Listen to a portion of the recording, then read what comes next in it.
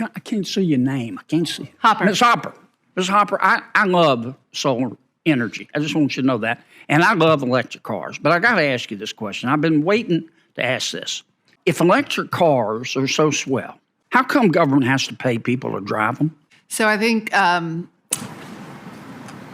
is like most government policies, right, are put in place to incent certain behaviors. And so there's part of the policy is that if we want more electric but if they're cars, so swell, why couldn't they, in a competitive market, people, why wouldn't they be choosing electric cars over internal combustion engine cars? I think why do we have to pay people to drive them? But I wouldn't characterize it as paying people to drive them, but I would. Well, sure we are. We're giving a big old tax credit. As the government having a policy to incent more purchase of electric vehicles. Okay. Senator Stabenow. That in order to get inflation down 2%, we had to raise, on average, the Federal Reserve had to raise interest rates such that it raised unemployment about 3.6%. Did you know that? That sounds similar to what Mr. Summers has said. He's made similar points. That sounds very correct. Okay. The current unemployment rate is 3.5%, is it not? Yes. And the current inflation rate is 5%, is it not? Approximately, yes. So if history tells us in order to get inflation down 2%, the Federal Reserve has to raise interest rates such that it increases unemployment 3.6%, then if you do the math, given that the current unemployment rate is 3.5% and the current inflation rate is 5%, that would indicate, would it not, if history is any indication, we'll probably have to eventually raise interest rates to between 7 and 8%. Is that correct? It could have to go that high depending on how the economy responds to current hikes. Okay. Can we agree that the best way to get inflation down is to attack it on the fiscal side and the monetary side?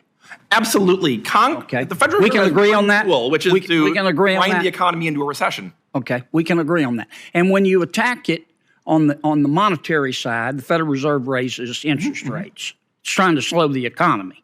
It doesn't want to, but the way you measure the slowing of the economy is the unemployment rate. When you attack it on the fiscal side, you reduce your rate of growth of spending and debt accumulation. Did I describe that right? You did.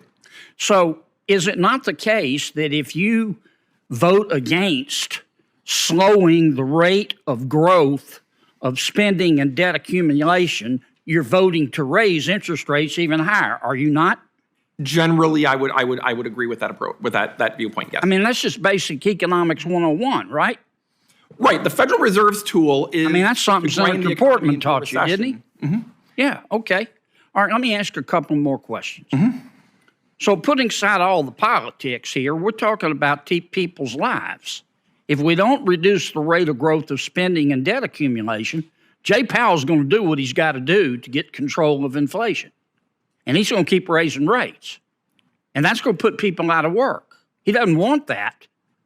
But if he has to raise rates to between 7 and 8%, then that could put 6, 7, 8 million people out of work. Dr. Zandi, I have to ask you this. You made some pretty bold predictions today. And some of them I agree with and some of them I don't.